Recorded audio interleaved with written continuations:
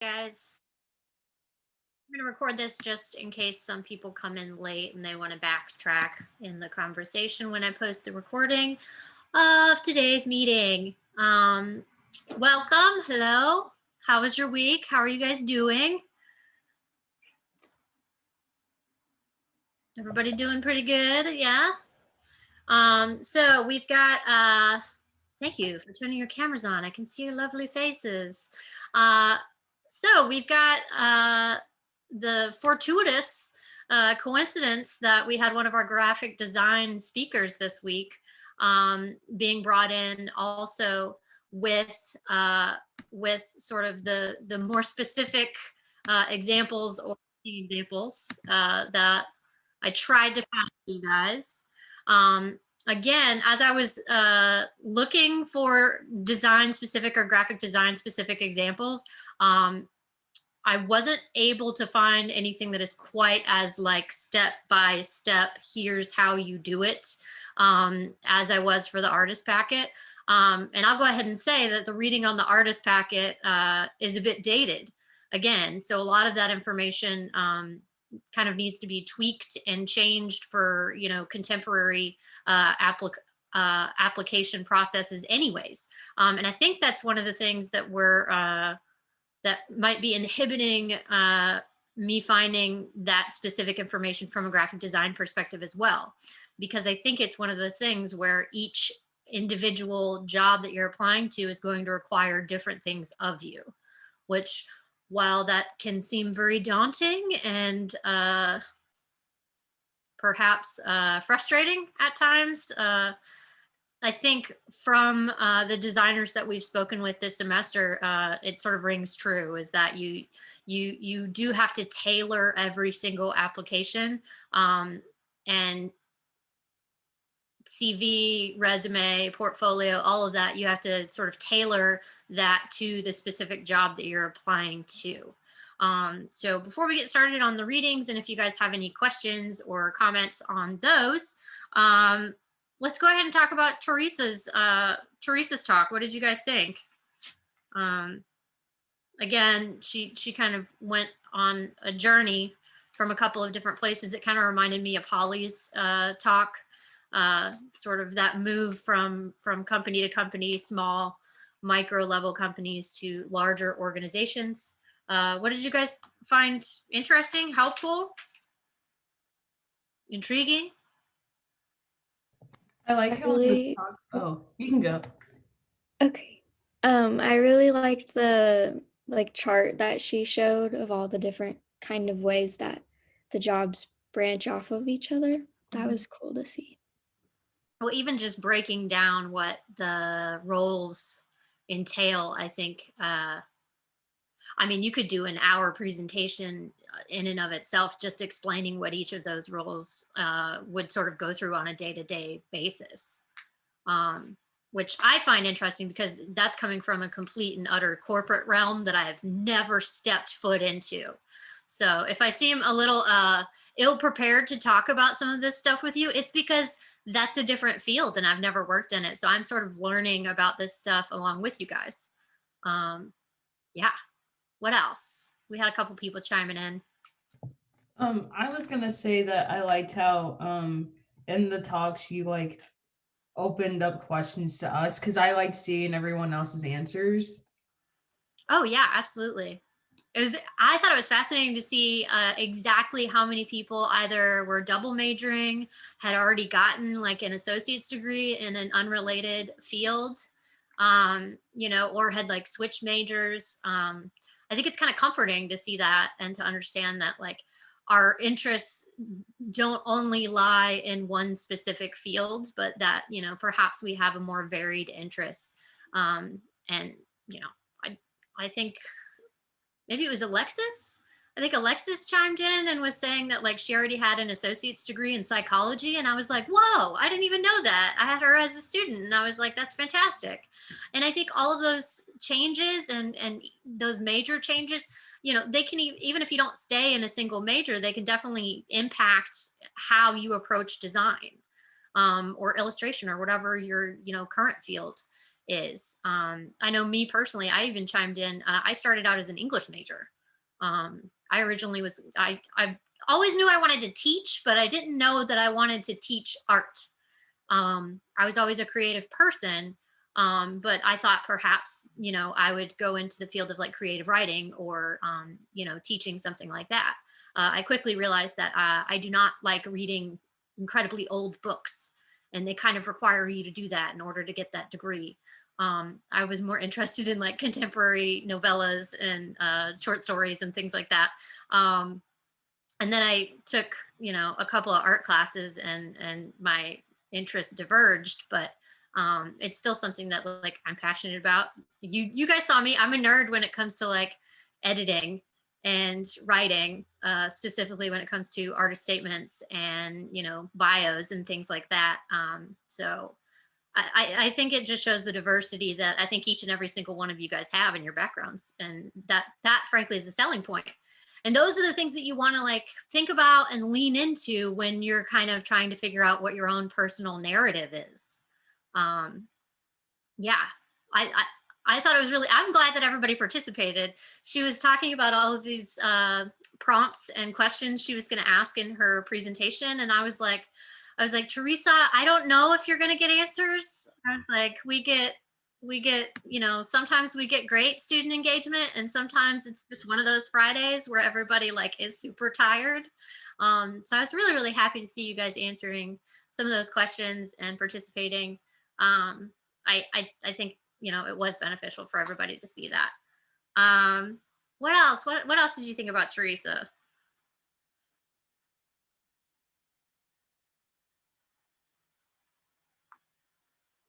I don't think we can hear you, Lauren.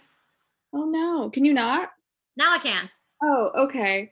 Now I can. Yeah, she mentioned a lot of like companies that I've been seeing like job internships for. So that was cool. Like Pennsylvania, like they have an internship right now. Like I think I don't know when they posted it, so I don't know if it's still up, but yeah. So and it was good kind of hearing about like her experience with companies that I've like seen on just job listings. Mhm. So Well, and that's one of those things where like, she gave you her LinkedIn information.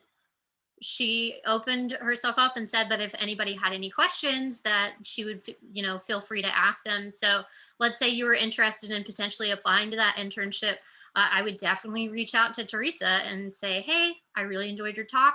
Can I talk to you more about like the corporate culture of this company and potentially what this internship might entail? And you never know where that might lead you. Again, it's like you reach out to the people that you know or the people that you sort of met. Now, I understand that this is a really kind of informal networking setting, these like Dada artist talks, but people like Holly and Teresa, when they are giving you their like email address and contact information at the end of their presentation, they're not just doing that like, to seem nice. They're doing it because they genuinely would love to field questions about these companies or the design field in general. Um, and I say that just because, I introduce these people, but I also do tech meetings the day before, and I get to have conversations with these people, and they are all really happy to be talking to you guys. And they would love it if any of you guys ever reached out to them. They would feel free to give you a little bit of their time to answer any questions y'all might have. So I just want to encourage you to do that, especially if you saw something that directly relates to Pennsylvania, because I would imagine she knows a lot about that company and could answer a lot of questions and potentially help you sort of tailor that application if it's something that you're interested in applying to. Oh, you're good, Jacob. We don't have to look at your forehead the entire time if it's not working. What else? What else did you guys find interesting about, potentially breaking down the journey and talking about, that growth mindset? Have you guys ever heard that term before? Yeah. Where did you guys hear growth mindset being thrown around? It feels like one of those buzzworthy terms. Me? Oh, can you hear me? Yeah. Oh, okay. Ironically, I say ironically because like I'm super bad at math, and I feel like art people in general have the pattern of being really bad at math, but it was like a horrible experience in middle school because my teachers would like push into everyone's head about the growth mindset and not to give up on math. So I don't know, that's where it comes from for me. Math class. Okay. Yeah. All right. Well, yeah, I mean, she specifically had an entire slide that said, "This is hard." But then, followed it up with a slide that said, "But you can do hard things," which I think is sort of the central thesis of growth mindset, right? It's the recognizing that things are difficult and it takes time to learn new things, but that each and every single person is capable of learning and of growth. um, I don't know, I think it truly is one of those things that, like, it is an active battlefield of the mind, um, because you have to have the capacity to challenge your own thoughts. And I know we sort of talked about this like at the beginning of this semester, I think, and I definitely know we talked about it in Art Forum last semester, which is this idea that just because you're having certain thoughts doesn't necessarily mean that those thoughts are true. So I think it takes time to train your brain to embrace this idea of growth mindset, because you have to be one of those people that can say, "I can do that," or "I'm capable of learning how to do that," rather than saying, "This is hard. I'm never going to get it. Like, other people are just always going to be better at this than I am." Da da da da da. All of those sort of like negative thought loops that we get trapped in sort of prevent us from having a growth mindset. And so I think it's an active daily practice. And like she said, I think she had some really great visual analogies for how to think about the day-to-day practice of that. She was talking about rock climbing, right? She was like talking about a failure that her company had with a rollout literally that just happened today. And she was like, "I didn't get off the wall. I just found like a different place to hold on." Which, if that's not a metaphor for life, I don't know what is. Which is this idea that life is the wall, and we don't get off. We just have to either move laterally or slowly climb, or sometimes you have to go back down. But we every single day make the conscious choice to hold on and move forward or sideways. Some days you move sideways. That's okay too. Um, all right. So, uh, again, I loved how she reiterated what it takes to sort of get into those jobs and those design, specific fields. She specifically asked you those questions of like, what do you want to do? Um, because I think that's a very important question to answer. Um, like, you should know what field you want to go into, and you should be able to essentially tailor your resume, tailor your portfolio, everything that you do, social media, website wise, everything surrounding your central story of who you are as a designer, to sort of best fit that role. So I think that's one of the initial questions you need to answer is, what do you want to do?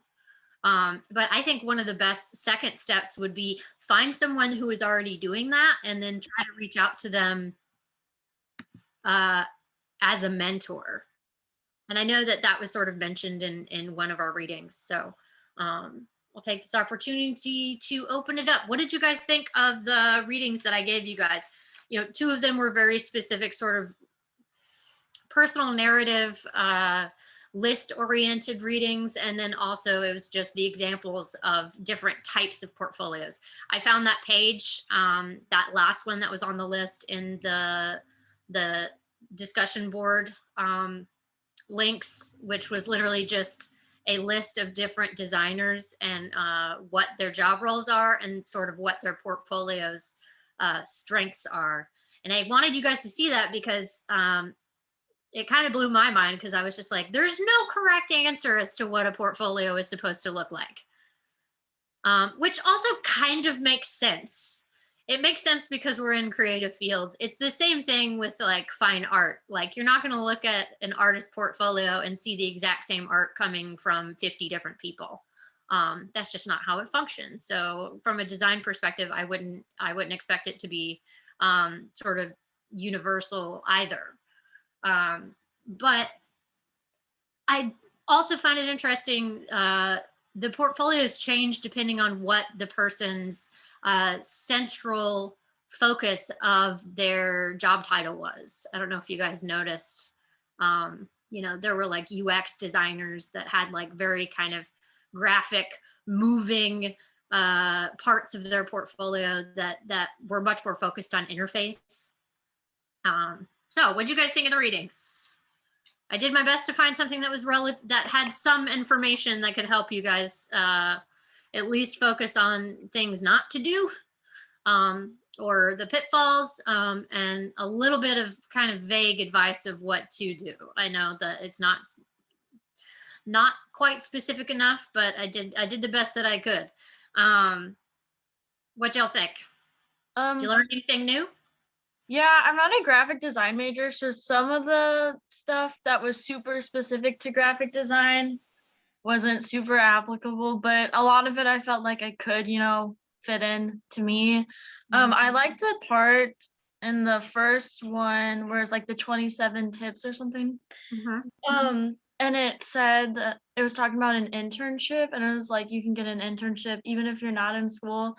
So I feel like I never really thought about that like, if you want to change something or explore something new, you can get an internship. You don't have to be like 21 or 22 to still do an internship. Yeah, I mean, well, and it's also, I really liked that one because it laid out this idea that you don't have to stick to a career path that you initially choose. Yeah, I like that too. Because here's the thing, a lot of us, and I'm sure many of you guys have experienced it, you probably had a bunch of people try to talk you out of getting your design and or art degrees and tell you that there weren't going to be jobs and that it's not a practical choice. Either directly told that or sort of passively inferred that via, not very nice comments at Christmas. I think all creative people end up, encountering a couple of those people in their life. But just know that those people are wrong. And there are jobs out there. But again, like Teresa sort of said, understand the field that you're going into. And a lot of the time with creative fields, there is going to be a certain level of uncertainty and instability at times. Now, I would be willing to argue that every single field can have uncertainty and instability at times. So I don't necessarily think that type of information is a deterrent from going into creative fields. I think it's actually just something that we should recognize about modern day life, because, there are tons of Fortune 500 corporations that have nothing to do with creative roles, and they'll lay off large swaths of their workforce, and that's just sort of the nature of economics and recession. Those are just things that we're going to have to learn how to tackle. But like she said, you guys already are creative and therefore able to problem solve a little bit better, and sort of going to be used to rejection.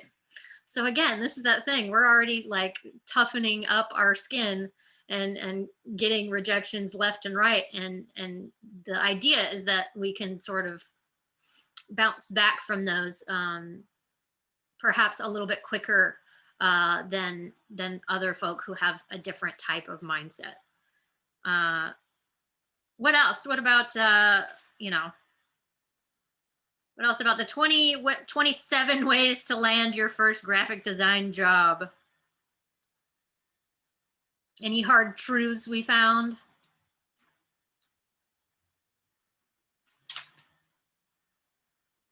I have a question about the other one though. Can I say that? Yeah, let's bounce over. I I got notes on both. Let's go.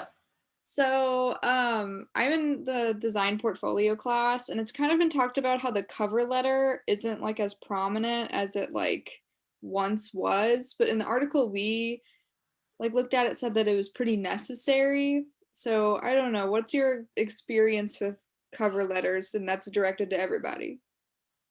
Yeah, let's open that up to everybody. 'Cause I'm not applying to graphic design jobs. I will say this, because I've applied to a lot of jobs, not just in academia, not just in fine art fabrication, not just in sculpture. When I was in New York, I was, in New York, you're trying to pay your bills, right? So if you don't have a job, the goal is to get a job as quickly as possible, regardless of what it is. So you apply to everything. My first year that I was in New York, I probably wrote and tailored 50 plus cover letters and applications, and I heard back from about half of that. And vast majority of that was rejection letters. But I will say, so it's not the be all end all. So I think in that article, he specifically, Monica says, I feel like it might be that it's necessary to have, but maybe not the main focus. Exactly. So in that article, he specifically says that the main thing that he tries to look at, main thing, and certainly one of the first things that he tries to put focus on is the portfolio. And even then, he says that he potentially won't look at every single project that is included in the portfolio. He says he looks at the first one, and if that one's not absolutely atrocious and or completely dumbfounding, then he'll go and look at like a secondary project. But he's not going to go through like 50 different projects in a portfolio. So that's where you need to put your best foot forward, and not only your best foot forward, but your best work first, because that will be the first thing that people see. But he then said that like if he sees a portfolio that he finds intriguing, then he will go to the cover letter to try to learn more about that person. So that's where the cover letters become a little bit more important, because it's kind of where you have the opportunity to tell your story and to have your personality come across. So that's kind of where the rub is, and that's how people have told me why it's necessary to take the time to do the research about the job that you're hiring, the company that you're potentially looking to work at. So you're looking for their type of culture. A lot of corporations that have been around and are fairly large potentially might have a different corporate culture than, say, like a startup company that is specifically founded and created by a younger generation of people, and they have a different culture, and potentially, so you're not going to want to have like a stuffy cover letter that doesn't show your personality if you're applying to like one of these newer startup companies. You want it to still be professional, but not like wearing like an Ann Taylor loft matching like blazer skirt combo version of language when you talk about yourself. You still want to be you, but you want to be you in a way that accurately presents, what your style is, what your personality is. And I know that can be really hard for people to do with language, because it would be very easy to sort of overstep and be far too casual. But that's where doing all of the research about the company that you're applying to becomes really, really important. So what have they, okay, so you're taking that class right now. What have they said about cover letters? Are they saying that a lot of jobs don't even require them? I can't hear you. I think Jacob's in this class, but yeah, I don't know. She just didn't put much emphasis on it because like the jobs don't even want them anymore sometimes, or I don't know. I've also read articles that just say, like, strictly say the cover letter is dead, like at the top of the article. So I don't know. I think potentially they might be talking about the traditional format of cover letters. Okay. Yeah. The traditional format of just being like, dearest hiring committee, I am severely, pleased to be putting forth my application towards da da da. Um, it doesn't have to be quite as stuffy anymore. Uh, but usually, what I've seen, at least in a lot of the jobs that I have applied to in the recent past and or am applying to now, you still got to have one. And it's kind of your opportunity to talk about your experience, but also talk about what is important to you from a design perspective. Or like for me, oftentimes I'm applying to teaching jobs, so it's where I talk about my teaching philosophy in a brief sense. So it's how you can kind of express your core values as a designer, and maybe emphasize like a brief story about like how you problem solve or something that you have struggled with, but you ended up learning something from. It's like the traditional cover letter of just almost reiterating the lines of your resume. I think that is dead. But figuring out a way to describe who you are, how you think, and why those things would make you a good candidate for a position, I think that still applies. Which is like harder to do. I think cover letters went from copy and pasting from job to job to job to spending a day on a cover letter per job, which I know is like not something you want to hear, but I think you see better results when you, again, sit down, do the research. It's like, again, I think in that same article, he said, don't apply for multiple positions at the same company at the same time. Because it makes you look like you don't know what level you're at and that you can't properly self-assess.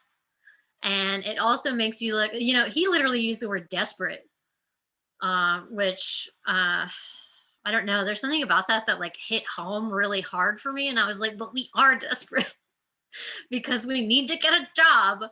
But I think there's a difference between coming across as desperate and being in a desperate situation. I think you can be desperate and not let it show.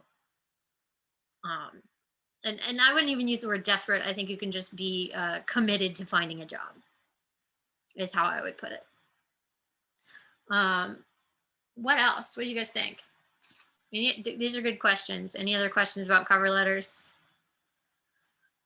He specifically talked about doing the due diligence of trying to figure out who is handling the hiring process for certain positions. I don't know if any of you guys have ever done that before, where you actually call and you try to find out the name of the person or the name of the persons who are on the hiring committee. So this is one of those like weird kind of pro tips. If you can, gain the confidence to inquire about those things, it not only puts you in contact with the person who works at that organization, an initial sort of reach out contact scenario. So they will potentially ask you what your name is, and they may write it down. You don't know. But when you actually submit your application, your letter will actually say, "Dear so-and-so," and it will be the correct person. And so you have to imagine, if you're reading hundreds of these cover letters within a single week, and most of them say, "Dear hiring committee, to whom it may concern," they're going to take pause when they see their actual name, because they're going to know that you took the time and effort to find out who is actually going to be making the decisions in this process, and they're going to make note of that. Now, if your portfolio sucks and or like, you're applying to a corporate conservative brand and everything that you have looks like it's a death metal cover, yeah, it might not matter if you know the name of the person. But I would say that's on you, and you're probably applying to the wrong job in the first place. But yeah, it can, I think the biggest takeaway from that article was, he said, like, be aware of your audience, understand that the person who is hiring you is giving you their time in in that they're looking at your application. So try to put your best foot forward to not waste anybody's time. You know, put the best version of yourself out there, but make sure that it's also a version of yourself that could be summed up in like, a couple of minutes rather than, a long diatribe about your life story. Leave some mystery there that can then be unpacked in the interview process. What else? What else did you guys come across? So they also broke down, what did you guys think about the free work mentality? I think this is kind of a controversial topic. So in the 27 ways to land your first graphic design job, he somewhat advocates possibly doing free work for people, especially if you're starting out. What do you guys think? I feel like that could somewhat come off as desperate in certain scenarios, because I've just been, so many people are like don't give away your stuff for free, because everyone's like, you need to make money for yourself, you need to like have a standard, you can't just be giving away your work. So I think, I don't know, I probably wouldn't do it, but I'm also thinking from like a painting point of view, like I wouldn't give away a painting for free as like a sample or something. Absolutely. I think it's defining what those rules are for you individually. So he specifically had the caveat where he was like, okay, I'll do like this specific design prompt, this simple thing for free, but just know that you'll be paying full price for everything else next. So I don't necessarily know how often that actually happens. I think what is potentially more common would be free work done in a structured setting. So what I mean by that is like those internships that they encourage you to apply to that are not paid. I think that would be a safer way to do, this idea of like free work without compensation, because you're technically being compensated with experience and a line on your resume, which even then it's not ideal. Like look for the paid internships. Those are the ones that you want to apply to. But this is a competitive world. So sometimes when you're first building your resume, you just need lines on your resume and you need, hands-on experience. So I think, a free internship here and there, especially if they're brief or short, or if it's just with a company that you really love, and maybe, they don't have a lot of money to do stuff, but you really love, what they're doing. I think that potentially could be justified.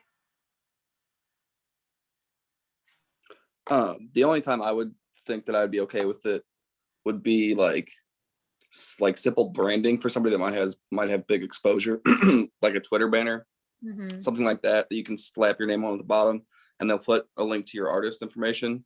It's something that takes you maybe a day, and then you get exposure from that. That's the only time I can think of that I would be willing to do any sort of free work. All right. That's interesting because Liv just put in the chat, I have a very, very bitter opinion towards working for free. In my opinion, working for exposure is a scam. Though I understand that some people have to in order to get their foot in the door. You just won't see me doing it. So this idea of working for exposure, I think can be a slippery slope if you're not doing like your research correctly. Because I think there's a lot of like influencers and stuff out there that would oversell how much exposure they would be giving you. And, I think that's something where you would have to gauge whether or not they would be a good person to work with that potentially would pay you in the future for services. So that's one of those like instinct things. I think you have to feel it out. And sometimes our instincts are wrong, and that's okay. Because again, sometimes we're gonna fail, and we're gonna learn from those situations in which we fail. What about let's say, I'm fine finding it interesting. I'm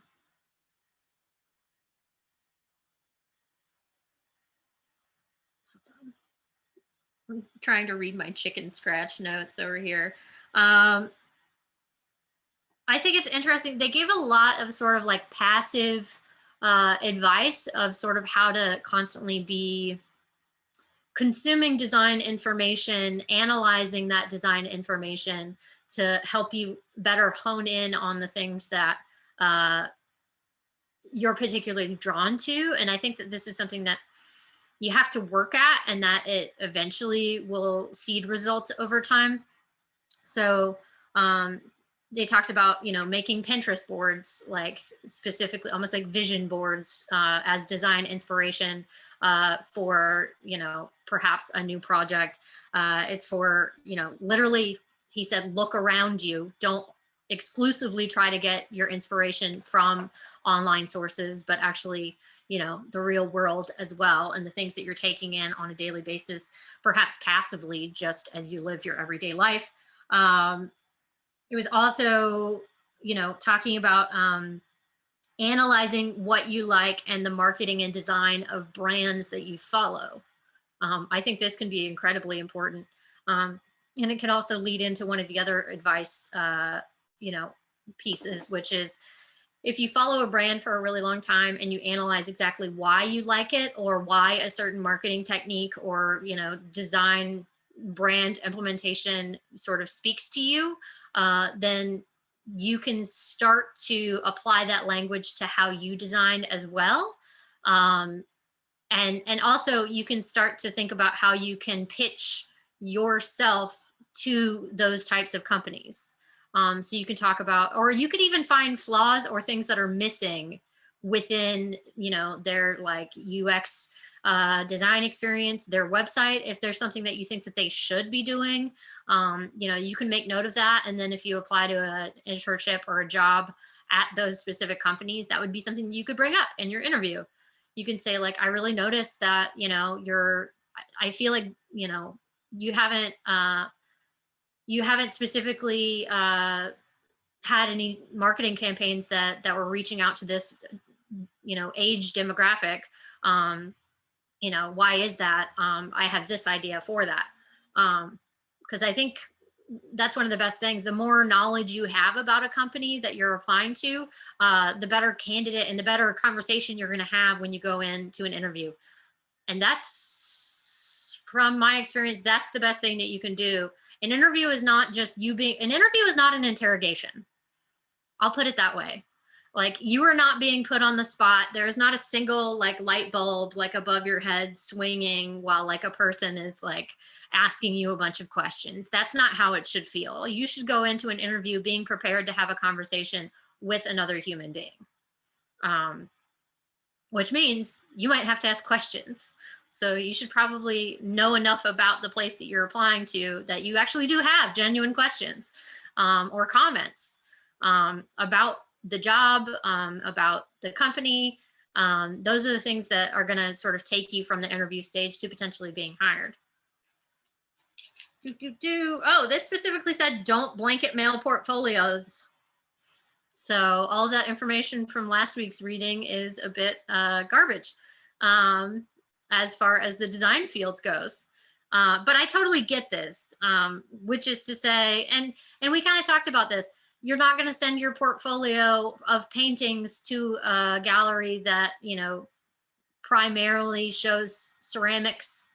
We did talk about that. So again, like I said, a lot of that stuff does apply, but it's the general ideas. It's the idea that you need to do your research. How do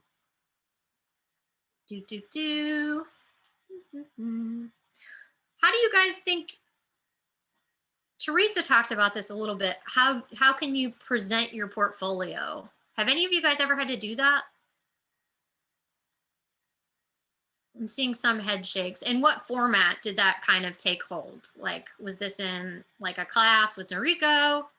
Yeah. I took a portfolio course at Merrimack. At the end of the semester, we did a one-on-one portfolio review with professional hire a design firm. So it was through Zoom, and you had sent them a file compressed of your portfolio before. And then on the presentation, you took 4 or 5 pieces that applied to whatever job they were representing. And then you went through and did like a professional portfolio review, spoke to them about the projects and such. Okay. So it was talking specifically about individual projects. Yeah, but you only had about, I think it was about 15 minutes in total for the whole interview. So you had to pick very specific ones and be concise. Yeah. Well, and I would also argue that you're not just presenting individual projects, but you're also kind of selling yourself. And who you are like as a designer in that scenario. Definitely. You want to like speak about the inspiration for the piece possibly, or why you did the piece, or what you used to create that piece. Mm-hmm. Sydney, what were you going to say? You're on, here we go. Yeah, so I'm also taking the design for digital portfolio class too. And right now we've been working on like creating our portfolios on websites. And like I'm creating mine like completely from scratch on a website. So that's been kind of a learning experience. It's Sydney, it's all a learning experience. The rest of your life will continue to just be a learning experience.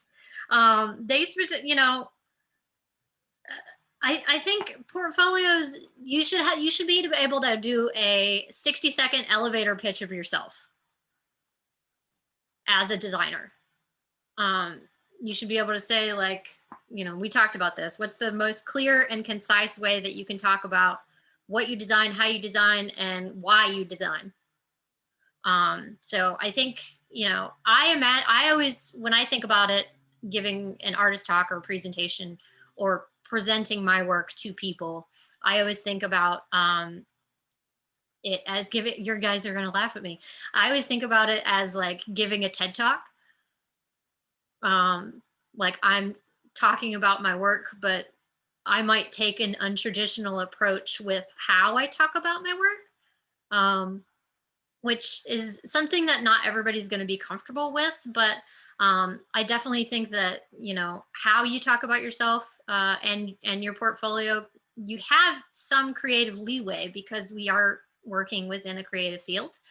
So I think to a certain extent, it is about talking about who you are as a person and your story, because people love stories and that's how you get people's attention. So if you can figure out a narrative way to talk about your portfolio and why you do what you do, I definitely think that can be an asset. Specifically, like if they want to bring you in for either, nowadays it would be a Zoom initial interview or a phone interview, where they might actually have you present or screen share parts of your portfolio. But again, I do think you're also like selling who you are as a person, and you have to remember, they're looking to see if you're going to fit within their team. So they want you to be a good designer. Yes. They want you to be good at your job. Yes. But they also want to make sure that you fit in within the culture of how their team functions and whether or not you're going to be a team player. He referred to sort of those assets as soft skills that he learned not in art school, but as he learned in that initial like job, career, business field that he was in. He learned how to manage a team of people. He learned how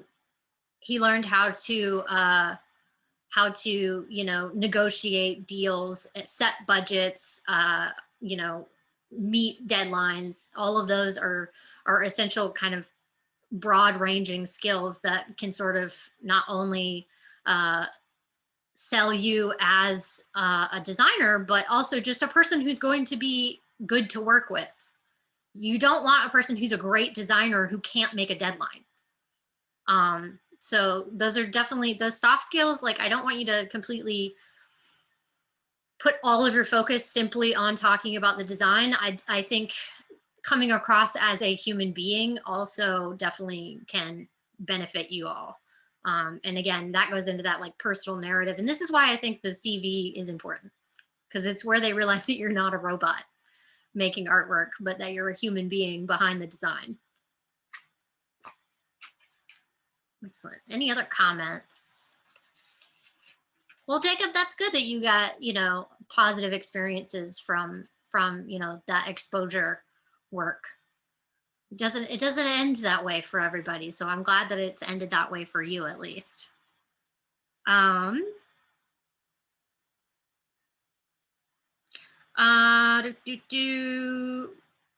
what about the how not to apply for a design job? Was there anything like any of these glaring mistakes that any of you guys have ever made? So just a quick rundown of the ones that I wrote down. Not including a link to your portfolio, either in your resume, CV, or cover letter. Applying to a role you're not qualified for. Has anybody done that? I have all the Definitely. time. I do it all the time. That's definitely something my dad will like preach to me because he's so very concerned on me being able to get a job. And so he's always like, just apply for literally everything and all of it. And then this says like, I obviously know that's like not how you're supposed to do it. And he's just really dramatic. But when I apply for like part-time jobs, I definitely just like click everything that I'm willing to do because they're desperate and I'm desperate and I know that, so that's the better way to do it. But then this like said that if there's different levels of experience and stuff like that, like don't be applying to multiple roles in the same like company because that looks bad on you, and that makes a lot of sense. So it does. Yeah, because they're going to be looking, it might be the same hiring manager that's looking at both jobs and hiring for both jobs. So if they see that you applied twice, they're going to be like, oh, she might be on rough times. And do we really want somebody that's that desperate, like on our team? Yeah, I mean, as far as your dad's concerned, like, he's just I think your time is valuable, Jade.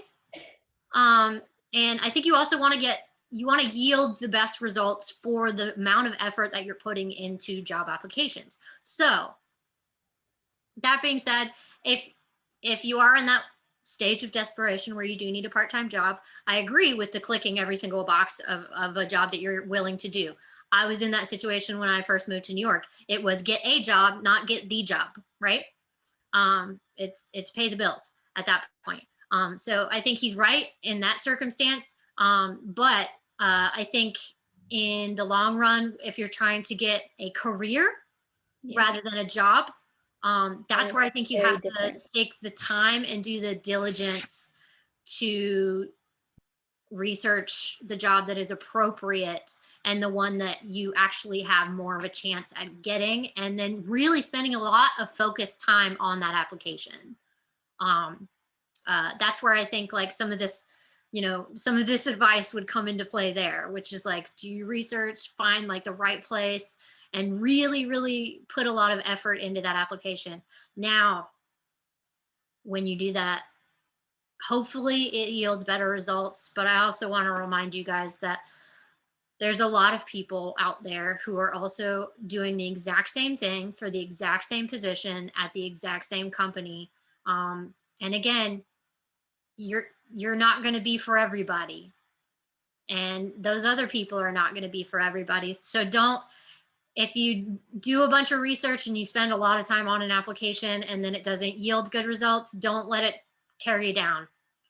Just like take it all as experience and just know, like anytime I get a rejection letter from like a job that I spent a ton of time like tailoring every single specific thing to, I just always like, usually I look at the rejection letter, I get sad maybe for 10 minutes. And then I was just like, yeah, but now I have a draft of a cover letter for this specific type of job that is like really polished. And all I have to do is just swap out like these words and then it's ready for the next application. For which I'm probably a better fit for that one than this last one, if I'm being honest with myself. So if you just take it all in as experience and the fact that you're just getting better with each and every draft, then those rejections won't like hit you very hard. And then when you do get the interviews, it's like very exciting. And you feel more prepared for those interviews because you've already done all the research. Oh, what about watch the two? Don't attack the gatekeeper. Like specific example was a person within a company. They already worked for the company and they applied for a position. The guy didn't like the portfolio, and then the person attacked him on Slack, which is like the intercompany like messaging system. I'm just going to go ahead and say never do that. On the back end, though, I do think, especially if it's a company that you're already sort of under the umbrella from, you could contact that person privately via a formal email, and you could say like, I was really sorry to hear that, like I wasn't, moved forward for this position. Is there any advice that you could give me on presenting a better, portfolio in the future? Like, I definitely think that you can ask for feedback, especially if it's a company that you already work for and it's someone that you are colleagues with. That is definitely like you can take that from a rejection into an opportunity to learn more specific information about how to make your application better for the next go around. But yeah, do it nicely. Don't attack anybody. Nobody likes that. Nobody likes people that can't take criticism or negativity. Again, on this list, he said no cover letter at all. So this cover letter debate seems to be broad. I'll put it this way, if they ask for a cover letter, you better have one, and it better be tailored to that specific job. You're going to be tempted sometimes to reuse cover letters, especially if you're applying to very similar positions. But if you do that, you better make sure that you at least read over it and proofread it a bunch of times, and you make sure that you have put in the appropriate company's name and the appropriate title position that you're applying for on the cover letter. Because if you're doing that copy paste thing and you're trying to apply to a couple of different jobs at different companies, but for like similar roles, you should make sure that you're tailoring it even slightly. Because if you end up applying, let's say to Purina, but you are using a similar cover letter that you used for Bayer, and you left the word Bayer in there and you didn't replace it with Purina, they're going to throw your entire application into the garbage right then and there. So read carefully, read wisely, make sure you change the words out. I've actually done that one before. It's a whirlwind in the job application field, and sometimes we get things wrong. It's fine. Okay, what about the portfolio showing everything? You guys are gonna immediately want to show everything, I think, right now. How do we edit? We sort of talked about this when we put together the portfolios for review, right? But if you were applying to a specific job now, how do you think those portfolios would hold up from a job application standpoint? He mentioned that like 4 is a good number, Celine. I felt like that was small because I'm used to showing like between like 10 and 12. So it's like that would be so hard to pick like 4 of my best works or something. Well, he said 4 projects. So Oh, right. So, there could be a couple of different slides for a project. Like case in point, like Jacob, when he was showing us that kind of like mock-up in his portfolio, I forget what it was for, but it had like a couple of different views, and then he changed copy out in that project, and he sort of showed a zoomed in example of that. I think that would all fall under the umbrella of a singular project, but it was enough images to get like a kind of holistic view of that project. Okay. So Emily, I think for you from the fine art standing, like, yeah, a single painting is going to be a project. But even so, if you did like a really decadent, like incredibly imagery rich, layered painting that has like a lot of like crazy details, you could, I'll put it this way. I would rather see a detail image that lets me know more about your painting than to see a completely adverse type of artwork being included in your portfolio. So like if it's a major shift, it's probably going to throw me off. And I would have rather have just seen a detailed version of something. And I did this with sculpture a lot because like I didn't have 20 sculptures to apply to grad school with, because sculptures take a lot of time to make and they're expensive. So most of my sculptures I usually will have multiple views of, or a macro scale view and then a small detail so you can understand kind of the materiality of the piece. So you can get away with multiple images, but it's still the same project. But for graphic design thing, I mean, if you're doing UX design, like it potentially would be 4 images all within a singular like design interface, but it would be one project. So I don't think it's as narrow as you're thinking is what I'm saying, Emily. What about immediately connecting with people on LinkedIn? Has anybody cyber stalked an employer? No? Okay, good. Don't do that. Now, if you do apply to a job and you feel the need to send a follow-up message, don't send more than one, and only send one, and don't send it earlier than a week after you applied to the job. That's the general rule of thumb. Yeah, don't pester a person who potentially might be hiring you. That again goes in the category of small annoyances. Any other questions, comments? Did you guys find this helpful at all? Yes, Sydney. Well, going back to the like showing projects thing, do you think it would be good to show like in progress stuff about a project, or show previous concepts you had for a project too? But you get what I'm going with? To show like thought process? I think it could, but that's something that I potentially would include on. So if you're building out, let's say like your portfolio website, I think I always find it really interesting when artists have like their portfolio or their work, and then they have a tab that says like studio, or in progress, or process, you know, whatever they decide to label it, that's where they sort of put those kind of like building blocks and those behind the scenes images. I wouldn't necessarily include it in the portfolio, but I definitely think it's a great option to have on your website, just because it gives someone a peek behind closed doors, and who doesn't like to like pull back the curtain and see how the wizard is making everything function. I think social media can also be really, really great for that.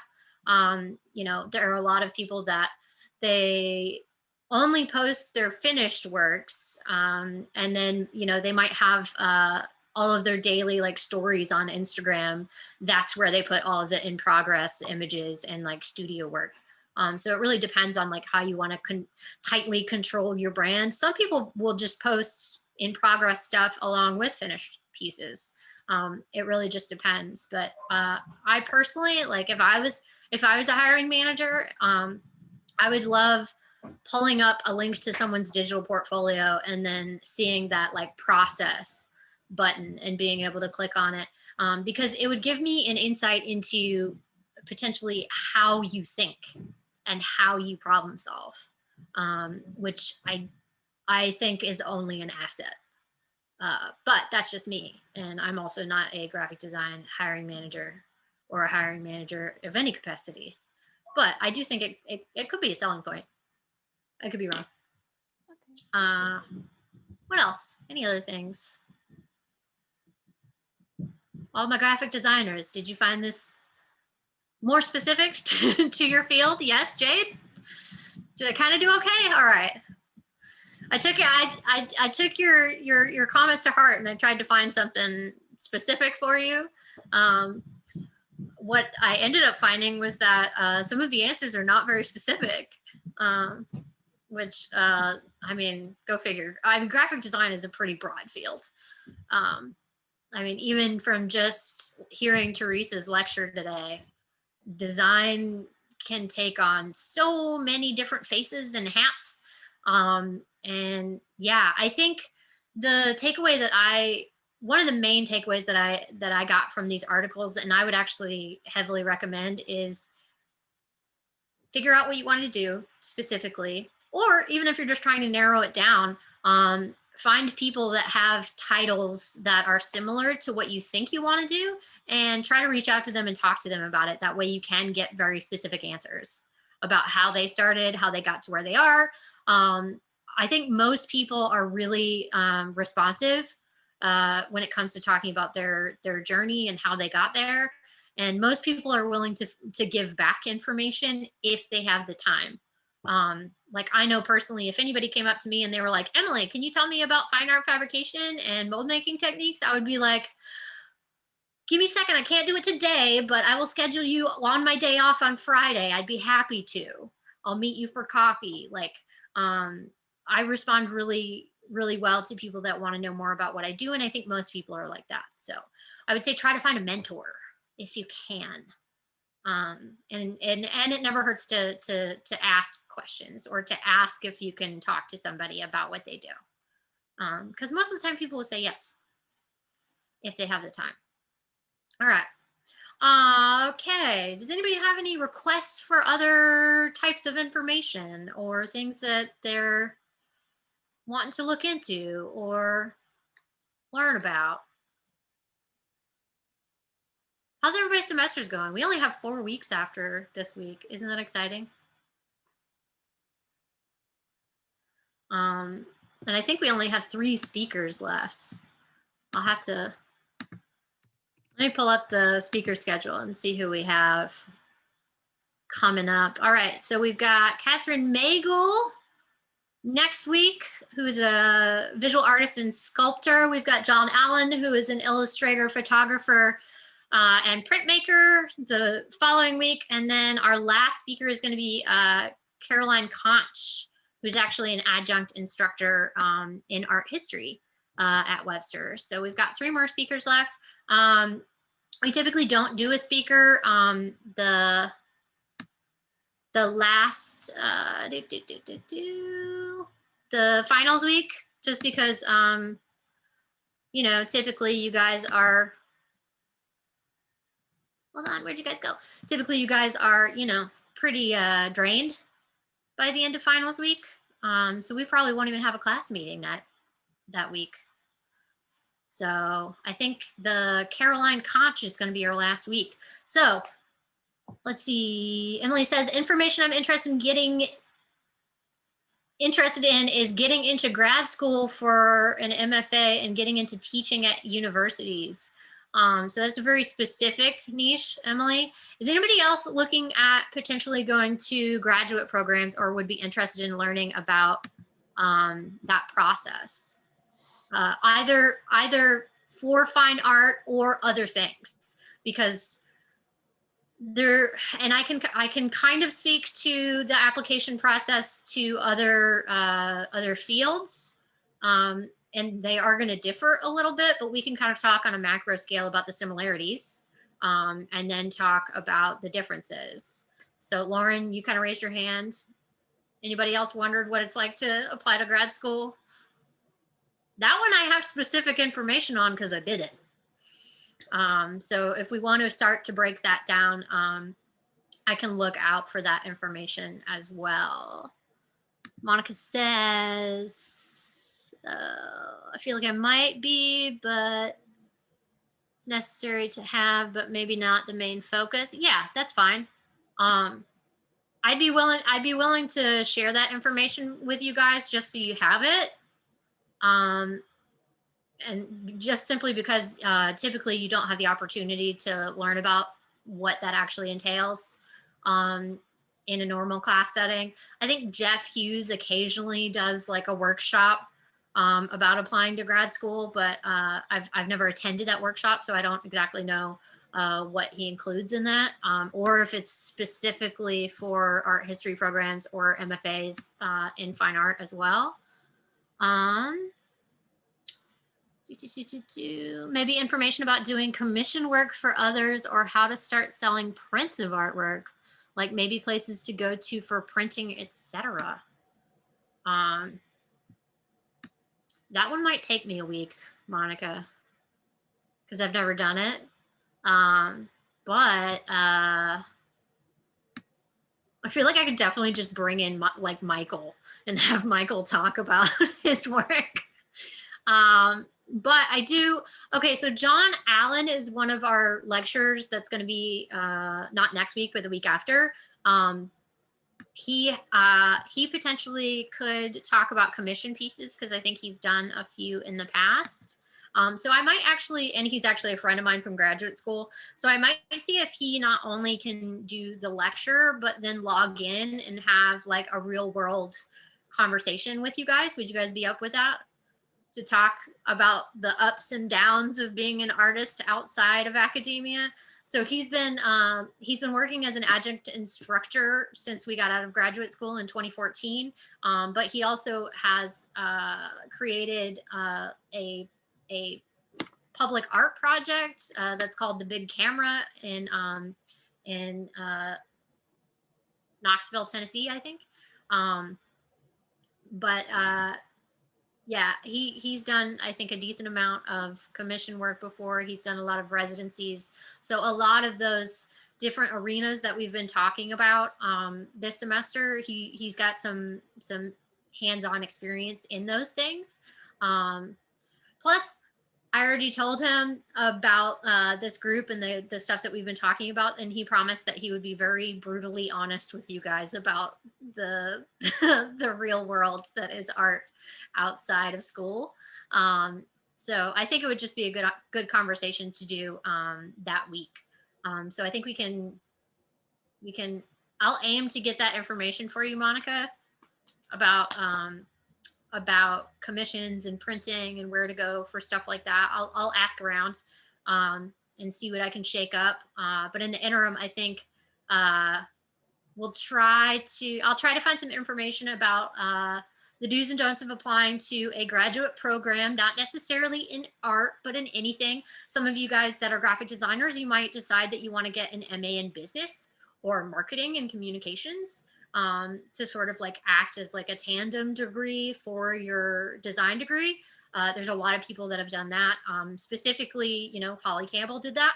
And I think Yvonne Asai got a degree in a master's in fashion on top of her art degree. So a lot of people will sort of gather a few degrees, and then that's how they sort of make their like dream careers possible. So we can kind of dip our toes in that water for next week. I'll try to get that stuff posted by Sunday. Again, try to get it posted by Sunday. I'll try to make sure it's not like too incredibly dry, or I'll see if I can even find like maybe a video that walks you through the process so you don't have to like stare at a page the entire time. We'll see what I shake up. And then, yeah, the following week, we'll hopefully have John Allen in conversation as well as the lecturer. And hopefully we'll be able to talk about commission work and printing and things like that. Real world business stuff. And then, yeah, any other requests? We've got, one other week after that.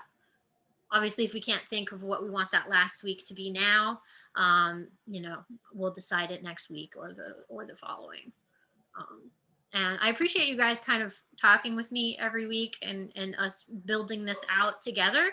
I think it's been working pretty well. I think we're getting a broad range of information, and we're trying to touch on everything that you guys are trying to get answers to, and I think that's great.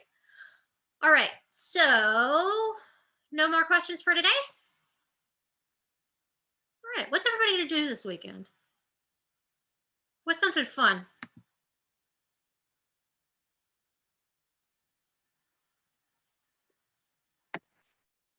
Lauren, I can't hear you. Can you hear me now? Yeah, Okay, it's like delayed. Like when I click the button, it takes seconds for it to go. it's okay. I'm gonna try out like a new printing place. So like that relates to Monica. I think Nolan works at a print shop. I think it's, what is it called? The Ink Spot. He works there and it's cheaper and he said he could do a good job. So I'm gonna test it out and then I can let y'all know. All right. Lauren might be coming in with some praise or spilling some tea next Friday. So let's find out. All right, who else? I'm getting my second vaccination tomorrow. I wish I had an air horn. I would make it go off right now. Sleeping is considered fun. Liv, sleeping is absolutely considered fun, especially if you haven't got enough of it this week or any of the previous weeks. I'm scheduled for my vaccine for next Wednesday. I think I'm getting the Johnson & Johnson 1 shot. So 1 and done. That'll be exciting. Also, I think it's just supposed to be good weather, so I'll probably take Clementine to the park, which is always cute because she loves it. What else? Oh, Monica's got Sunday off. What are you gonna do with your free day? No idea. I might go like record shopping or something. I have no clue. You know, Go I've been record going to shop. record Have you shop. been to Euclid? Yes, that's like my favorite store. Okay. It's a Yeah. good- I'm obsessed with the second floor of Euclid Vinyl. Obsessed. Yeah. Nice. That sounds like a good plan. Make a day of it. Go to the Mexican restaurant that's on the corner over there. I think it's called Don Juan. I don't know. It's decent cheese dip. It's fine. Jacob's gonna do a brewery crawl. That sounds fun. What about you, Jade? What you gonna do? I don't know. Is your hair blue, by the way? Yeah, it's blue. It's cute. I like it. I like the change. Thank you. I like seeing the hair changes that people do because I also do them as well. All right. Anybody else? You got something fun, Sydney? I still have to work on my website, and I'm doing like a thank you card for my design play class. Oh, nice. That'll be nice. Fun little project. All right. Anybody else before we take off? All right. Okay. Well, I hope you guys have a great weekend. Again, check in on the discussion board to gather the information about postgraduate education for next week's discussion. Yeah, again, I just want to remind you guys to check your participation just in those asynchronous discussion groups. Even if you just look and see that you don't have a grade for one because you didn't submit a post, literally just submit a post and say like, I was there, I talked about such and such and such and such. It doesn't have to be super long. It just sort of lets me know that you read the material, watched the video, whatever. That way I can just check off your participation for each week. Obviously, I do take roll when you guys participate in Zoom, but we also, you know, for some weeks have people participating asynchronously. So it really helps me if you guys, you know, log in and do that just because I literally see a submission and then that's where I put in the grade. So yeah, just a quick reminder, you know, always go back, do your due diligence, make sure everything has a submission, and you guys will all do absolutely great in this class. All right, y'all, have a great weekend, and I will see you next Friday. Thank Bye. you. Bye.